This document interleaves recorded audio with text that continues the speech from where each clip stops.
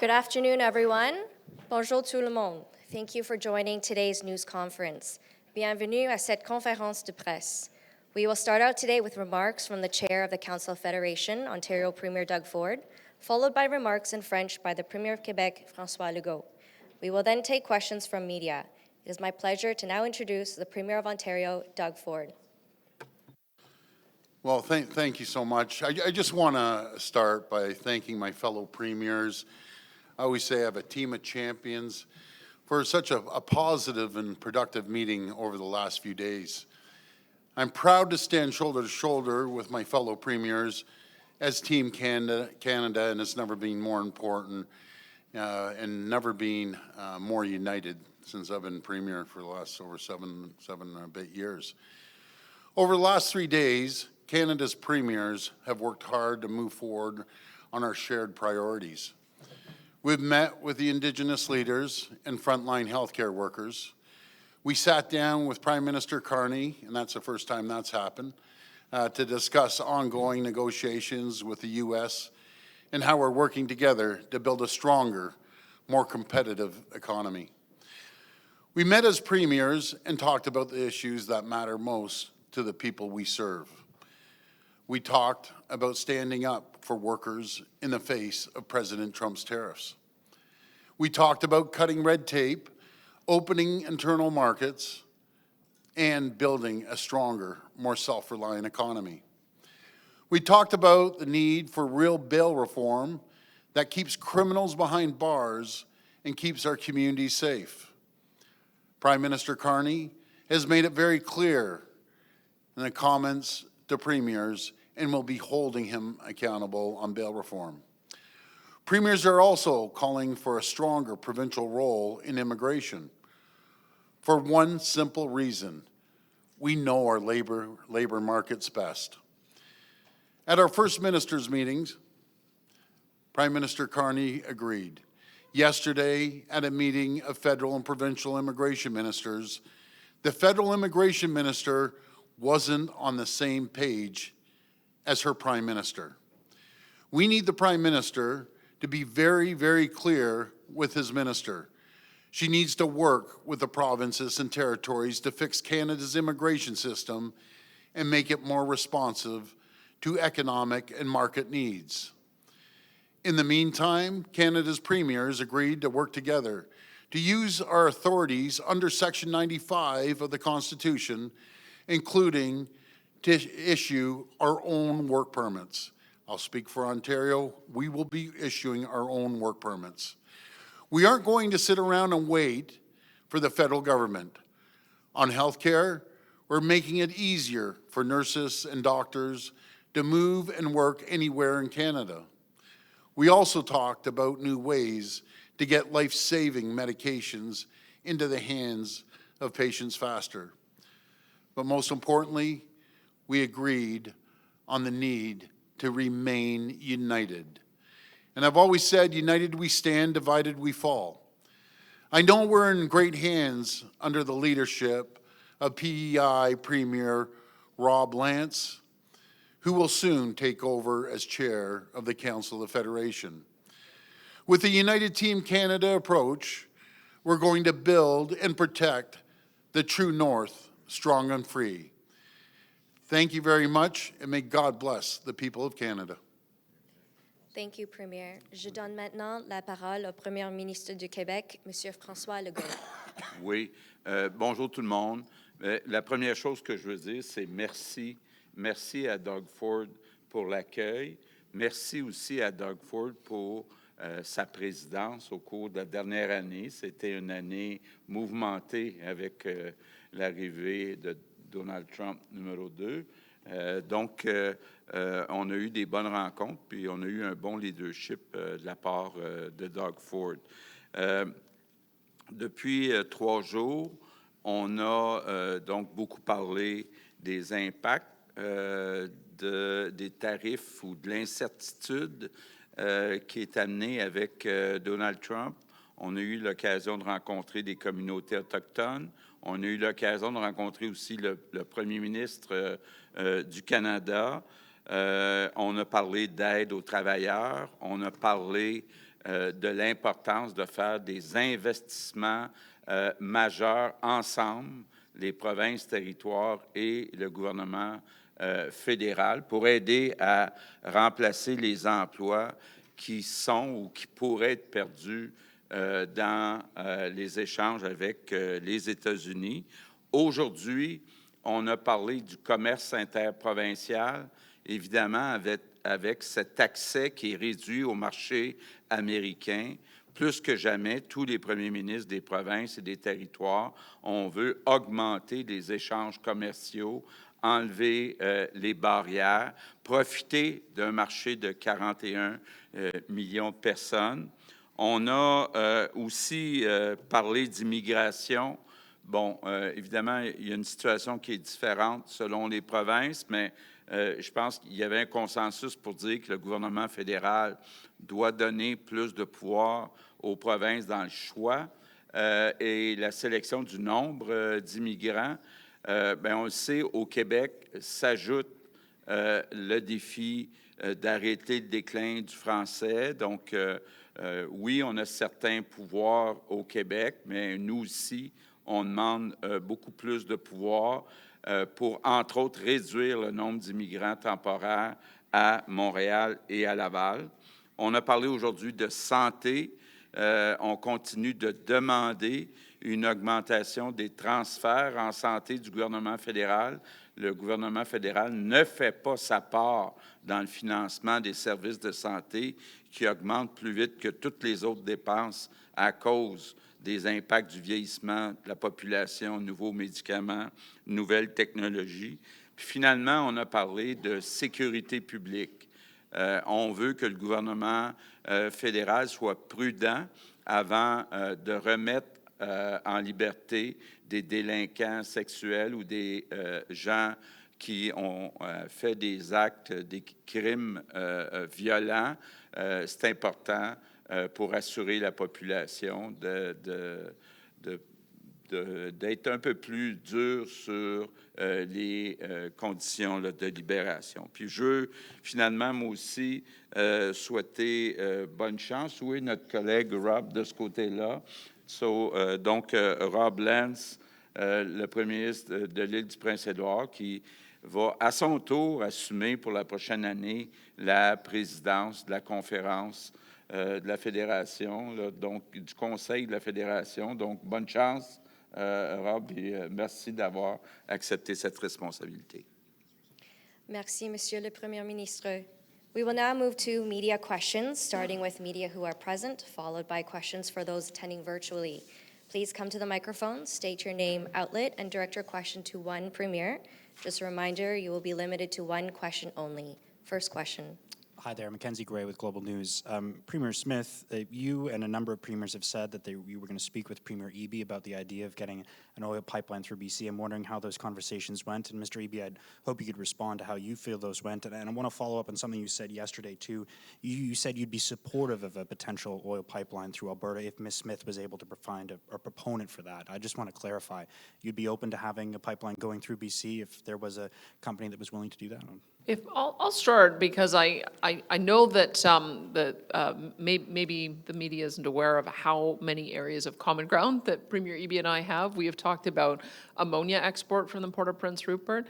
I'm very supportive of the LNG expansions that are underway, as well as additional new LNG proposals.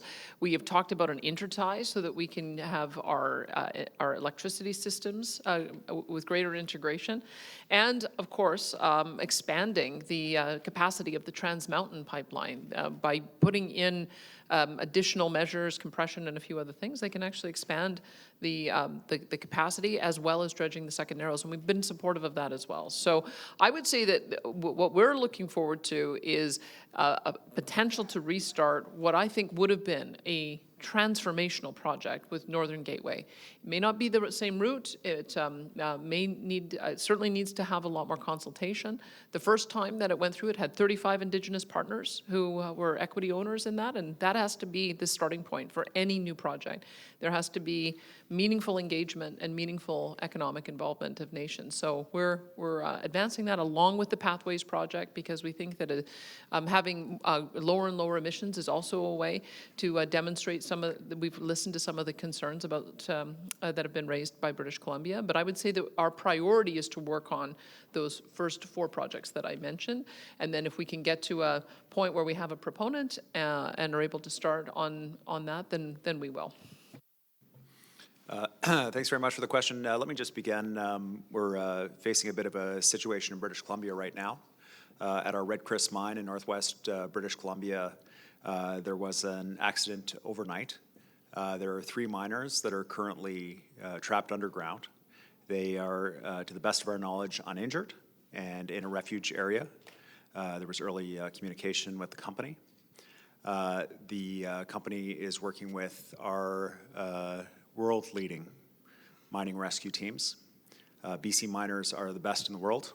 Our rescue teams are exceptional, and they will be working overtime to bring these workers home safely to their families. 2 of the workers are from British Columbia, 1 is from Ontario. I've spoken with Premier Ford, and we're keeping his government up to date as well. Obviously, it's very concerning for the families, for the workers in the sector, and all British Columbians and Canadians, and our thoughts are with the families and an appreciation with the incredibly brave rescue teams that are working right now. On your question, I agree strongly with Premier Smith that we have a huge amount of work to do that is going to create incredible economic opportunity for our 2 provinces. It is without doubt. We have our points of disagreement, but there are far more points of agreement in terms of how we're going to build our economies in our respective provinces.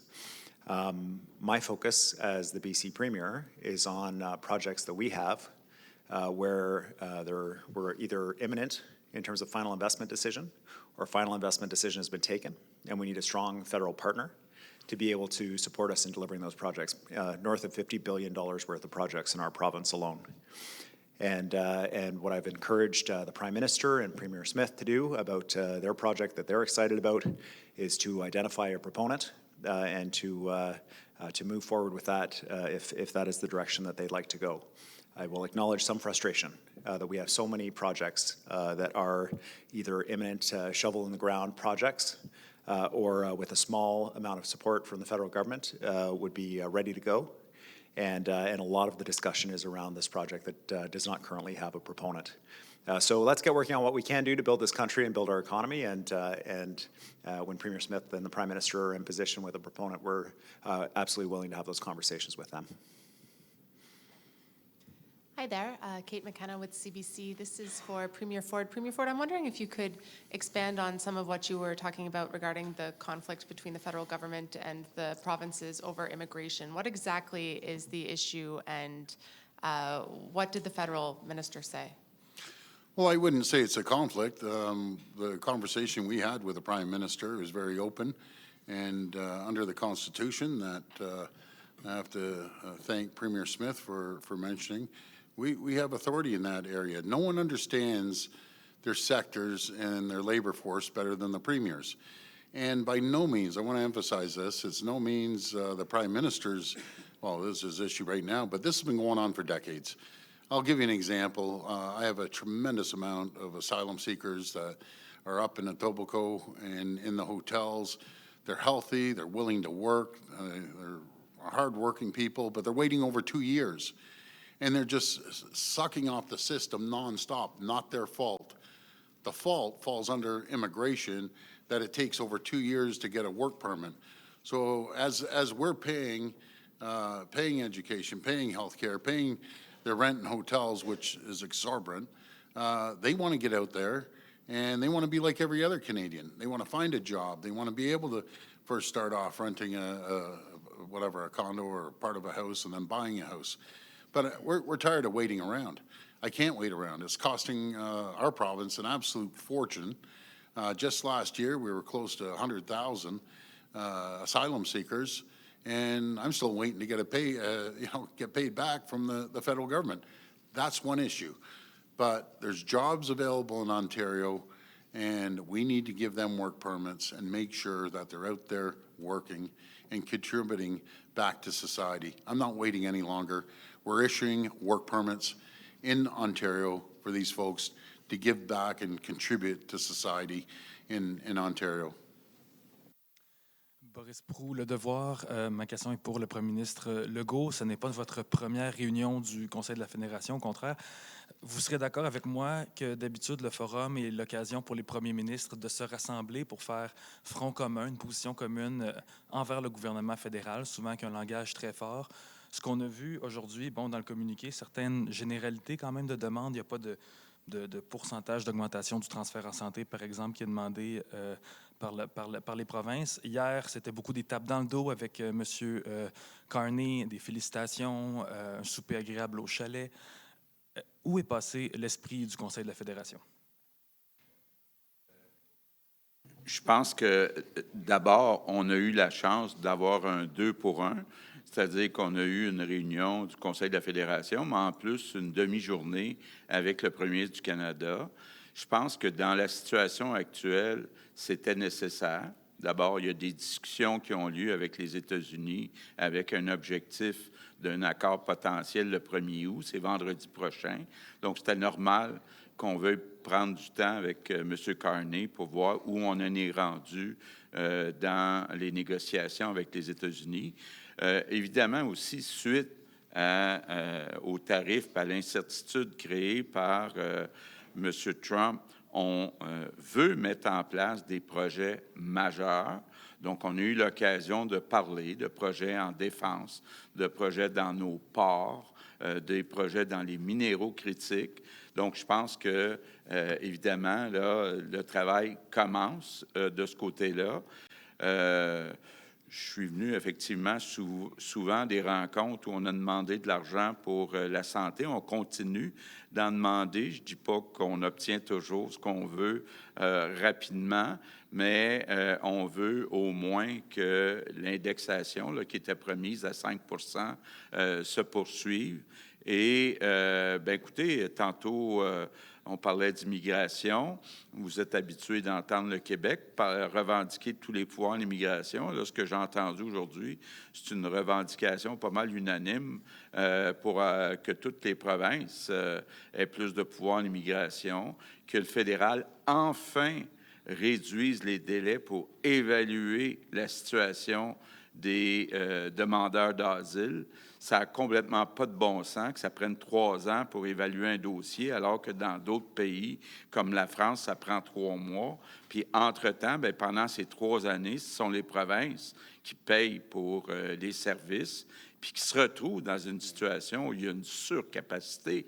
Actuellement, je le disais tantôt, là, il manque de logements, manque de places dans les écoles, manque d'enseignants, manque d'infirmières. Puis en plus, nous, on a la question du déclin du français. Donc, il est temps que le gouvernement fédéral réduise son délai de 3 ans à 3 mois. Donc, j'ai quand même des collègues qui revendiquent. En tout cas, j'ai senti ça.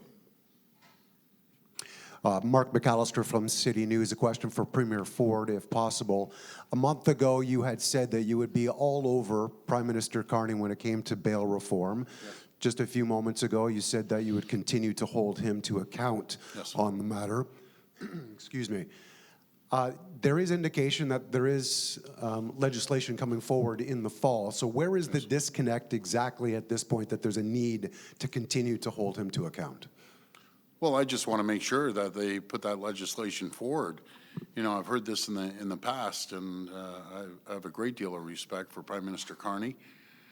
He's a gentleman that when he says he's going to do something, I believe him. He's going to get it done. But there still has to be accountability. And it's not, you know, half-baked either, because last time it was kind of hokey-pokey. We want, you know, full-fledged bail reform. And I'd love to see mandatory sentencing. So when someone breaks into your home, puts a gun to your head, terrorizes your neighborhood, doesn't get out on bail after being out on bail for 5 times. And that's what we need. When you break a law, one country, one law, you're going to jail, and there'll be a deterrent for all the other criminals who want to terrorize our neighborhoods and keep them behind bars. So when they steal a car or put a gun to someone's head, well, you're going to jail for a long time if you use a weapon. Rachel Aiello, CTV News. I'm going to direct this towards Premier Smith, but if anyone else wants to chime in, feel free. David Naughton, who you folks spoke with yesterday, has just told CTV News that he thinks it is highly unlikely that we'll reach a comprehensive deal by August the 1st. Was Prime Minister Mark Carney that explicit in the meeting yesterday? And how much patience are premiers going to have if this deal talks are going to go on and on and on? I would say that, I mean, I'm watching Truth Social along with everyone else because things could change in 5 minutes. But what we're hearing from the Americans is it looks like they're putting off a full renegotiation of the Canada-U.S. Free Trade Agreement until next year. I find that disappointing. I would have liked to have seen it accelerated. But I think everybody is focused in now on the sectoral problems that we have: autos, steel, aluminum, timber, copper, maybe pharmaceuticals, semiconductors. Those seem to be the targeted areas that the U.S. president is getting quite aggressive on. And so if we can come up with some kind of common arrangement on those issues, those sectoral agreements by August 1st, we'll look at that as a win. And if it takes a little bit longer to renegotiate Canada-U.S. Free Trade Agreement to make sure that we get it right, then I'm supportive of that. Maybe I'll jump in there too, just to say that I think it's really important for Canada to get a good deal rather than rushing to take any deal, including one that might harm us in the long term. I think our kids and grandkids are going to look back at this time as an inflection point where we had the opportunity to stand up for our nation's independence and for our economic self-sufficiency. And I think it's really, really amazing to see how the premiers are united around building this country up. And the Prime Minister is right there on the same page. So I do want to take this moment to thank all the firefighters who've been working together. I thanked all the colleagues who've sent firefighters and water bombers to our province.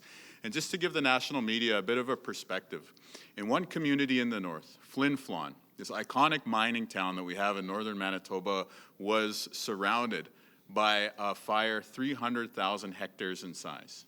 And I know what you're thinking, how big is a hectare? It's 100 meters by 100 meters, right? So this massive, massive blaze. And it was a collection of local fire departments from across our province that set up shop after the community was evacuated. Southern Manitoba communities like Morden, First Nations like Ebb and Flow. You had the city of Flin Flon Fire Department themselves, and by working together, flying overhead a week later, you could see that this massive blaze that incinerated the forest around them, they managed to hold it off and save this iconic town. That's the power of unity. That's the power of working together. And in this historic moment, we should look to our frontline heroes, whether that's firefighters, law enforcement, military, for that example of how to work together. And I think what you're seeing here is that same example of unity. We want to build the mega projects. We want to have internal trade within Canada. We want to put people to work and ensure that the next generation can have great careers too. And just like those firefighters standing shoulder to shoulder got it done in Flin Flon, I'm very confident the First Ministers, the Premiers working together will get it done for our country too. So thanks, Doug Ford, for being such a great host this year. Bonjour, Valérie Gamache de Radio-Canada. Ma question est pour M. Legault et Mme Holt. Je vais vous parler de pipeline. Hier, M. Legault, vous avez ouvert la porte à un pipeline qui atterrirait là, du côté de Cette. Est-ce qu'il y a un projet? Est-ce que vous avez plus de détails sur ce que vous souhaiteriez voir? Et Mme Holt, est-ce que c'est compatible avec le souhait du Nouveau-Brunswick de développer aussi ses ports pour accueillir un pipeline? Je peux peut-être commencer en disant, honnêtement, actuellement, il n'y a pas de projet concret financé sur la table, là. Donc, il faut d'abord qu'il y ait un projet complet financé sur la table. Ce que j'ai dit hier, c'est s'il y a un projet qui est déposé, bien, moi, ce que je voudrais, c'est qu'il y ait le plus de retombées économiques possible pour le Québec. Il faut que ça soit bon pour les Québécois. Mais là, on est vraiment dans la spéculation. Il n'y a pas de projet, ni pour le Nouveau-Brunswick, ni pour cette île, ni pour Bécomo. C'est un peu, là, je ne sais pas comment on peut appeler ça, là, mais des idées, mais pour l'instant, ce n'est pas concret, ce n'est pas financé. Et pour nous autres, en Nouveau-Brunswick, on aimerait avoir accès au gaz naturel qui vient jusqu'à la ville de Québec et on aimerait voir que ça continue 100 km de plus pour passer la frontière de Nouveau-Brunswick, alors qu'on peut avoir accès à le gaz naturel pour les industries majeures de Nouveau-Brunswick qui ont besoin d'une source d'énergie abordable et fiable. Alors, on parle avec des compagnies privées, on parle avec M. Legault. J'apprécie énormément son point que le besoin des retombées économiques, des bénéfices pour le Québec, les communautés qui seraient entre la ville de Québec et les frontières. Je pense que Rivière-du-Loup en a une qui aimerait avoir eux autres aussi accès au gaz naturel. Alors, on travaille sur l'opportunité pour que ça peut être quelque chose de positif pour les Québécois et les Néo-Brunswickois, les deux.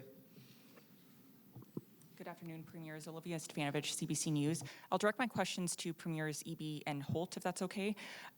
Today, you're talking about pressing domestic issues, but over the course of the last few months, the central focus of your meetings has been the trade war with the U.S. Are other issues such as bail reform that you're talking about today, immigration, healthcare, taking a backseat because of the trade war? Not at all. The challenge in these roles is always making sure you're looking after your people back at home. And when we go back home, people are anxious about their jobs because of the president's unilateral actions attacking our country. They are concerned about public safety and making sure that communities are safe for everybody.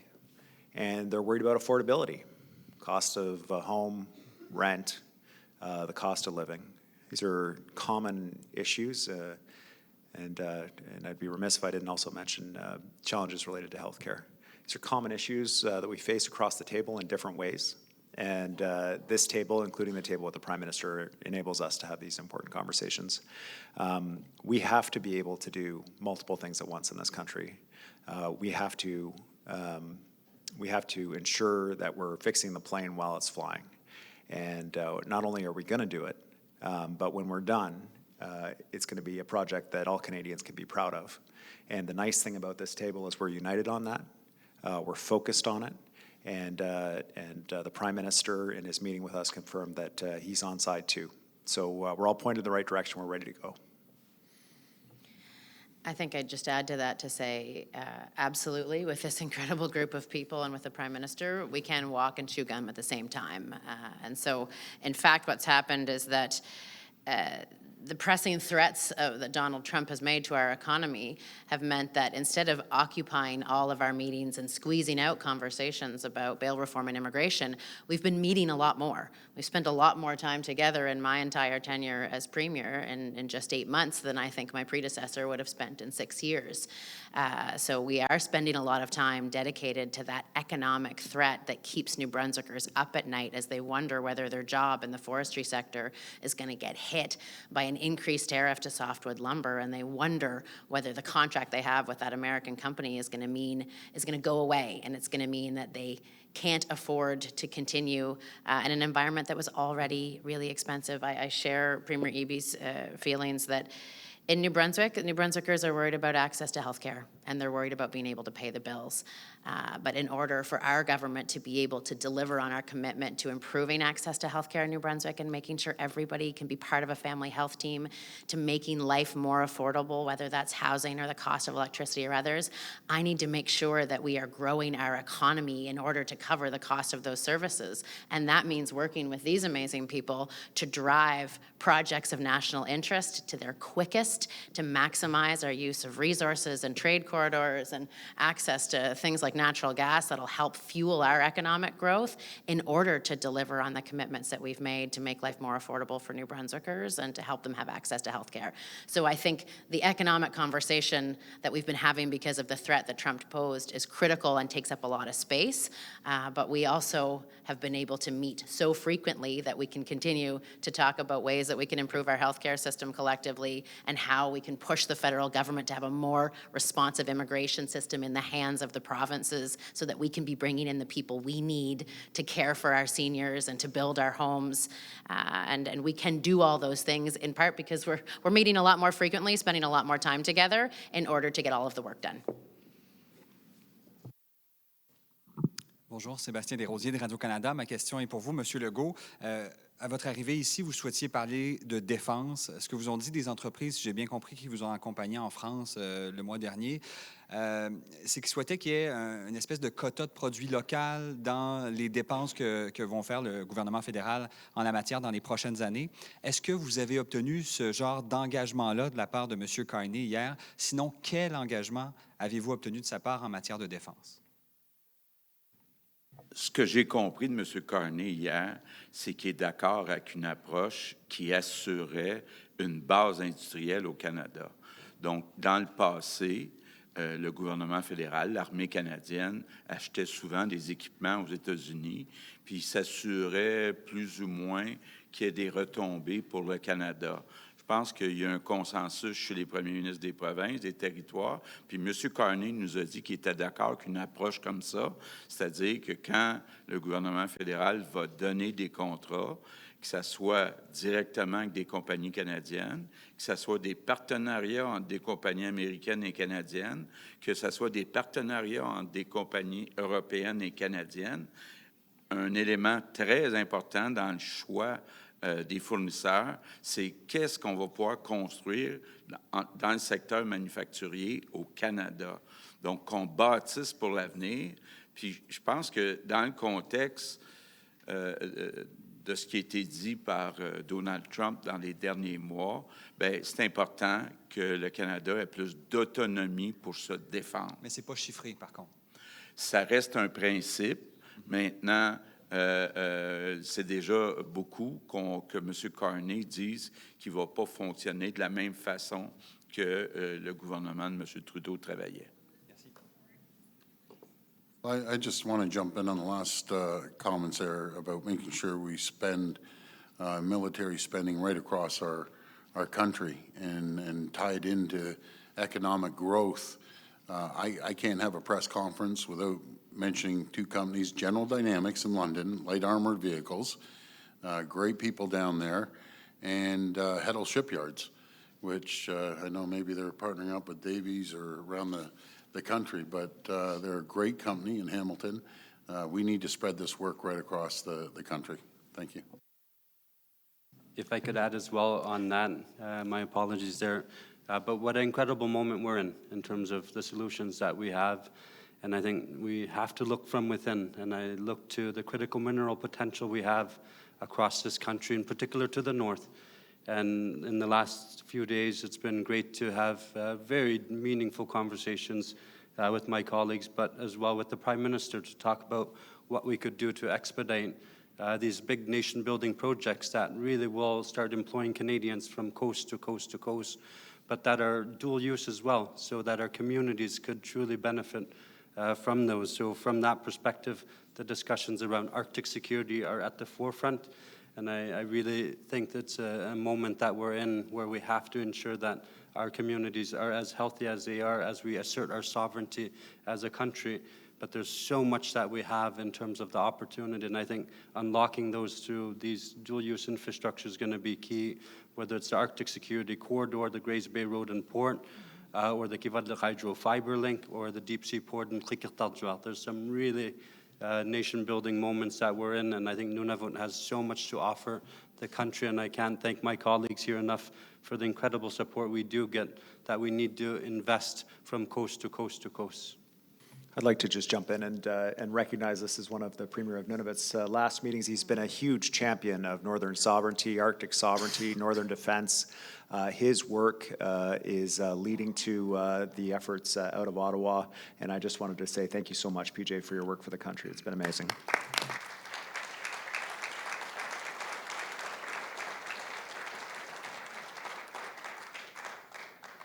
Hello, I'm Michael Serapia with CPAC. I direct my question to you, Premier Ford, but invite commentary from other premiers as well, because in the communique, there's the reference that premiers look forward to a comprehensive mutual recognition agreement covering all goods with implementation by December of this year.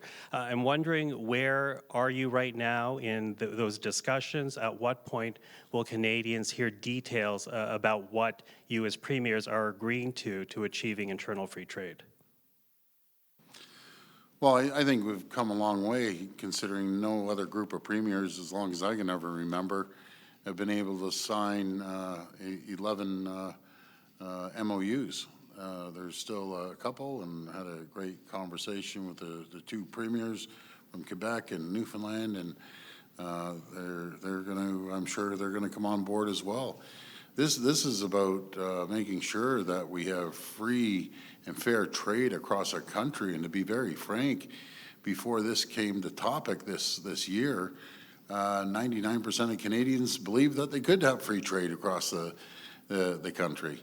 But this is going to boost our economy by over $200 billion. It will increase our GDP by anywhere from 5 to 6%. But you talk to the average person, they can't believe that we can ship a bottle of wine from Ontario out to BC or vice versa. And the case that you were saying, Tim, about the deal about someone shipping a case from Quebec into Nova Scotia got charged. Do you believe that? Or where was it, New Brunswick? New Brunswick, sorry. But do you believe that? Someone being charged, going to court because they buy a case of booze in Quebec and bring it to New Brunswick? So we're moving forward with this. We're getting rid of, at least Ontario is, getting rid of any amendments, and we're going full steam. Ontario's open for business, and we look forward to companies coming to Ontario and opening up shop here.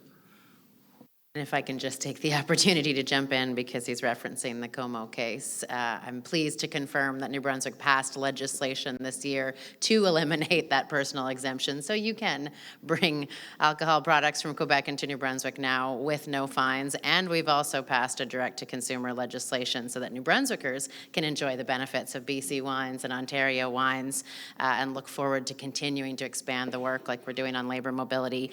And I'll just echo, actually, that I think we have made more progress than has been made in a long time on internal trade and removing exemptions, thankfully with a partner in the federal government who's also being aggressive on that, and I appreciate the desire to see the details and see the when. I think you'll find friends who are similarly impatient at this table of wanting to see it get to that simple, clean document that all Canadians and entrepreneurs can understand about the fact that they could put a good they've made in a truck in BC and take it all the way across the country without added burden, pause, or cost. That's what we're striving towards. We're making good progress, and we're optimistic that we'll have something that people will appreciate come the end of this year. Okay, maybe what I'll add is that we have the same target, the same objective in Quebec, but we chose to go through a bill 112. So we table a bill saying that we remove all barriers between provinces, but it's not adopted. So for reason of democracy, we prefer to discuss that with opposition parties before settling that. But we are a majority government, so I think there are good chances that this fall the bill will be adopted in Quebec, so Quebec will be part of this free trade. I would just add to all of that, in light of so many things going on internationally, nationally, even within our provinces, and I echo Premier Canu's praise for our municipal, often volunteer firefighters, our shared community of Creighton, Flin Flon. It was literally those folks that saved those communities as they fought for days, if not a few weeks on end, and continue to fight in many communities in both Saskatchewan, Manitoba, as well as some in Alberta and Ontario. And so to all of those in the front lines, from the bottom of our heart, we say thank you, and I say thank you to the provinces that have added to our resources in our province officially. But with all that is going on internationally in the way of international trade relationships being reset, tariff discussions, counter tariffs, periphery reactions from other countries such as China and other countries around the world, if there's any positive from any of this, and I'm not saying there's a lot, but if there is any positive from any of this, it is the fact that we in Canada very much are looking internally to control what we can control in terms of, and you hear Prime Minister Carney, and credit to him, talking about resetting the regulatory environment that we have in Canada so that we can build things quicker. And so we can, attract investment and provide jobs for Canadians in all of our respective 13 jurisdictions across our nation. You see us as provincial and territorial leaders, and in fairness, the federal government as well, taking significant steps in not just talking about doing better when it comes to lower tariff, lower barrier, less regulatory differences between our provinces, but actually taking significant action, some of the most significant action that I think has been taken in over a decade across Canada. And so step by step, whether it be MOUs, discussions about the various differences that we have, whether they're regulatory, labor mobility, whether they're procurement sensitivities that we have across Canada, and we're all open to having, all of those, yes, sensitive discussions, but how can we do better in ensuring that, people can live and work anywhere in Canada and they can purchase Canadian goods anywhere in Canada. So I think it's important to recognize the significant steps that are happening in reducing the exemptions in the CFTA, for example, the MOUs that are being signed, and the reciprocal legislation that has been introduced as well. And so credit to my colleagues for not only taking that conversation more serious than I have seen over the course of the last number of years, but actually acting on the areas where they can act. And a credit to Canadians for taking part in that conversation as well. There's an awful lot going on in the world today, and we need to very much participate, yes, as a nation of Canada in those global conversations, and they're difficult, and they're changing rapidly. But we also need to control what we can control, and I think in many ways you're seeing that happen, and we can be proud of the work our federal government is doing in fairness. And far be it for me to be a person up here that has said words like that over the last 10 years. But the work that our provincial leaders and our other leaders across the nation are doing, our Indigenous leaders that we met with earlier this week. Hi there, Jack Howan from the Trillium. Big surprise, I have a question for Premier Ford. We published a story today on Tony Miele's consulting work for developers. Do you think it's appropriate for your party's chief fundraiser to raise political donations from developers he also privately consults for, who have major financial stakes in the decisions your government makes, and will he remain chair of the PC Ontario Fund? Yeah, well, thanks for informing that. We all run, and we need political donations, and whatever his business is his business. But we have bigger things to deal with, to be very frank with you. You're asking these questions, and we have a crisis in Canada about Donald Trump attacking us. We're trying to protect our economy. We're doing internal trade, moving that forward. That's what people are concerned about. They're concerned about healthcare, the economy, keeping their jobs, paying their rent. But that's my comment there. Bonjour, messieurs les premiers ministres. Ma question est pour M. Legault. Je veux revenir sur les transferts en santé, M. Legault. Vous avez évoqué tout à l'heure un pourcentage, une augmentation ou en fait une indexation de 5% annuellement, de ce que je comprends là, de ce que sont les transferts en santé. Mais hier, lors de votre commentaire en conférence de presse, vous avez semblé mettre un peu de doute sur le fait, en fait, que de la capacité de payer du fédéral, lorsque vous avez évoqué le fait qu'il va y avoir des investissements importants en défense. Et ensuite, vous avez dit, bien, on s'attend à ce qu'il y ait un déficit assez important au fédéral. Est-ce que pour vous, il faudrait que le fédéral s'endette encore davantage pour en donner plus aux provinces? Ou est-ce que vous émettez un doute sur le fait que ces discussions-là avec le fédéral puissent aboutir? First, for the people who don't recognize him, it's Vladimir Guerrero Sr. who's there. So, you know, his son and here in Toronto. Regarding the financial situation. En français, ça vous dérange. Ah, c'est vrai, je vais y aller en français, parfait. J'ai trop pris l'habitude depuis trois jours de parler en privé avec mes amis. Monsieur Ford ne comprendra pas, c'est pour ça. Oui. Écoutez, quand on regarde la situation financière, là, ça fait longtemps qu'on parle de ça. Je me souviens, entre autres, que Scott Moe a travaillé très fort sur l'augmentation des transferts en santé. Il faut faire la différence entre le court terme puis le long terme. À long terme, le gouvernement fédéral va être toujours en bien meilleure position que les provinces et territoires à cause de la santé. Parce que le fédéral finance seulement 22 % des dépenses en santé.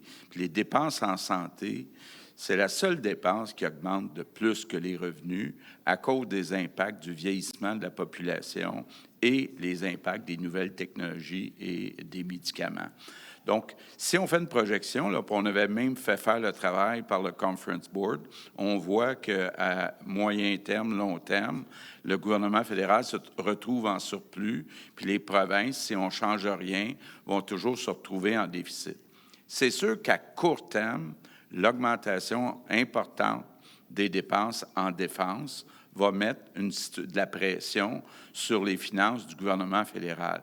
Mais je vais être clair, là, il faut quand même continuer de demander que le gouvernement fédéral fasse sa part en santé. Ça n'a pas de bon sens qu'il finance seulement 22 % des dépenses en santé. Donc, il y a une question de croissance des dépenses, donc l'indexation à 5 %, mais même le niveau de base 22, il doit être augmenté. Mais avez-vous parlé de ça avec M.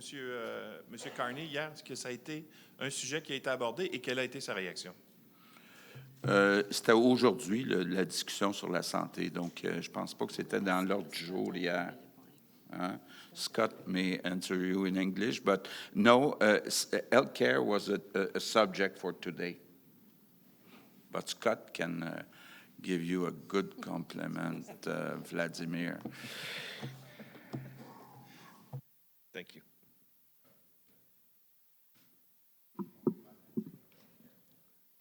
Samantha Pope. When we discussed healthcare recently, you know, one thing of note that I think has impact on what Premier Legault has said is, you know, provincial healthcare budgets in a post-pandemic world have, you know, increased significantly. As, you know, population increases. I think, in fairness, the complexity of what's walking through the front door of our hospitals and our healthcare system are their people, and but it's certainly increased over the last decade or so. The whole conversation around mental health, addictions, recovery is changing before our very eyes. As the drugs that are in our community today are very different than the drugs that were in our nation a decade ago. And, you know, we're seeing, you know, 8, 9, 10% increases across the board, or at least in Saskatchewan, and I don't think we're alone, in the investments that we're making in, you know, delivering health care and, you know, providing access to primary health care providers of all types and a timely surgery. And so the conversation, and really I think it's relevant because when you look at the Council of Federation's formation just over 20 years ago, it really was formed to work alongside the federal government in adequately funding what was ever-increasing healthcare costs at that point in time. And that conversation continues. Maybe not yesterday at the FMM opportunity that we had, but it continues at this table as you know, the investments that provinces are making are far higher than the increases that we're seeing in the Canada Health Transfer. And the investment that the federal government has made has slipped to be far below where it was originally or where it was intended to be over time. However, in saying that, I would say again that there is an open ear and there is an open conversation with the Prime Minister. I'd say maybe more open than it's been in a decade on the priorities of the healthcare system being at least shared with the provinces as opposed to being imposed on by the Prime Minister's office. And so we'll get to that conversation with the Prime Minister. I know the Health Minister's table certainly is there. But again, you know, in addition to my comments earlier about an ever-changing, rapidly changing environment, whether it be international, national, or provincial, or even at the community level, you know, my goodness, we could all do with just a little bit less going on from time to time. Things are happening very quickly, and they continue in the healthcare field as well. Et juste une autre chose sur cette question. La livraison d'un système de santé universel, c'est une de nos valeurs canadiennes. Alors, dans ce moment historique, je crois que c'est très important d'avoir un gouvernement fédéral qui avancera cette priorité en tant que le gouvernement national. Puis, le gouvernement fédéral, à ce niveau-là, il y a des autres outils, des outils monétaires, c'est-à-dire il pourrait imprimer plus d'argent. Au niveau provincial et territorial, nous avons seulement des outils fiscaux. Alors, ça nous met au défi dans la façon que M. Legault a expliqué. Alors, si nous avons un partenariat pour avancer ce projet d'avoir un système de santé que tous les Canadiens et Canadiennes seront fiers de, je pense que ça va vraiment réussir de capturer ce moment qu'on est en train de vivre dans notre pays. So I just wanted to say briefly, to me, having a universal healthcare system that is open to everybody is one of our fundamental Canadian values. Like, this is one of the things that separates us from the Americans. And so if we want to say that we're standing up to Donald Trump and we're never going to be the 51st state, let's make sure that our universal healthcare system is strong and supports Canadians in every region of the country. And I think we have a good partner in the Prime Minister right now to advance that project. And it doesn't hurt that they have other tools at the federal level. They have monetary tools, where we only have fiscal tools, right? They can borrow, they can print money, they can do quantitative easing, all these other things.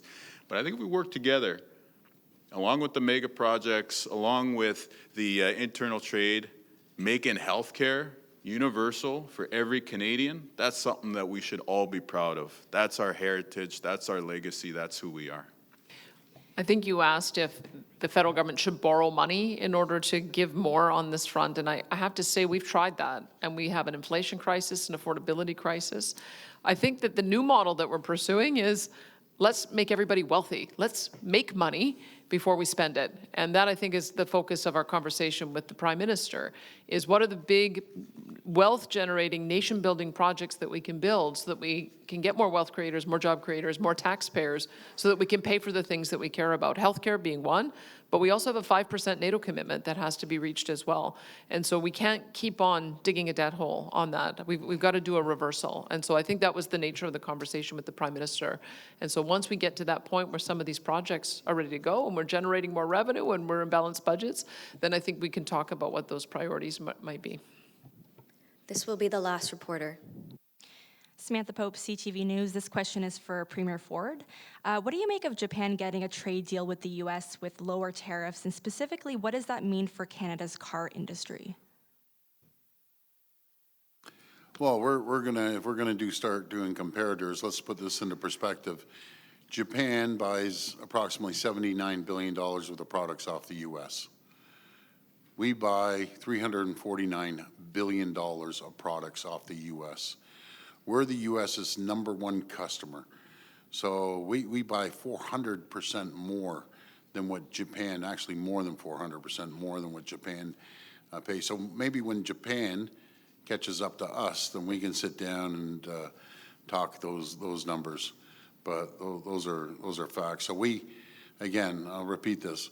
We buy more products off the U.S. than Japan, and Korea, China, Mexico, and the U.K. combined. I think we throw France in there too. But anyways, we're an economic powerhouse, folks. We don't have to take a backseat to anyone, and we sure the heck don't have to take a backseat to Donald Trump.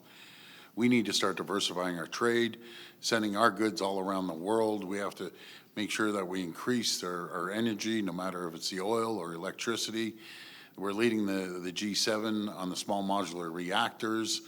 We're no shrinking violet. We're an economic powerhouse in Canada, and we'll make sure that we send our products around the world and be less reliant on the Americans. And it's nothing against the Americans. I got a problem with one person, and that's Donald Trump down there. That's all the time we have today. C'est tout le temps. I'd like to just jump in, if I could. If we're through with questions, just before we wrap up, just some comments as the incoming chair of COF. I want to thank Doug Ford not only for his leadership over the past year as chair of COF, but also as our host here. And thank you to the province of Ontario, the town of Huntsville, the Deerhurst Resort here, all of the OPP officers and RCMP officers who have been here with us throughout these days to keep this orderly and safe. Thank you very much. So I'm really looking forward to welcoming all of you to Prince Edward Island next year. I know I've got very big shoes to fill as the chair of COF. And it's not lost on me that I'm one of the newer premiers around the table here, and that we're passing the baton from the province with the largest population, the largest GDP, to the one with the smallest of both of those.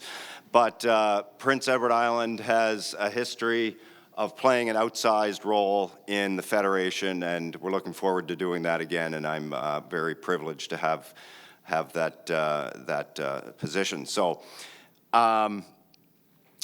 Doug has told me to start planning now, because this is it's a big event to plan and host, but we're also very good at hosting major events in Prince Edward Island. And I just want to say there was some conversation about the history of COF around the table today and how this started, primarily as a venue to lobby for more health transfers. And over the years, it became not necessarily a very cooperative relationship, with premiers refusing to meet with us, or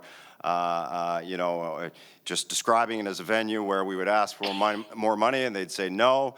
Obviously, that has evolved, and there was a lot of discussion about this, and you've heard it from other people here today, that it's become obviously a very cooperative venue, and in large part to the circumstances we find ourselves in, the problem of Donald Trump, but also because of the willingness of Mark Carney to engage with us and make us full partners at the table to resolve the issues that we're facing and to move this country forward. And he recognizes us as equal partners to get that job done. So all of us have, as you've all heard, gone out of our way to recognize that, so we appreciate that. And we hope to carry forward that sense of unity and cooperation, because we all know we can make an impact with that attitude going forward. And I look forward to nurturing that sense of collaboration as chair over the next year. So thank you very much for being here, and look forward to seeing you in Prince Edward Island. Thank you, Premier. This concludes today's press conference. Thanks, everyone. Thanks, Chair.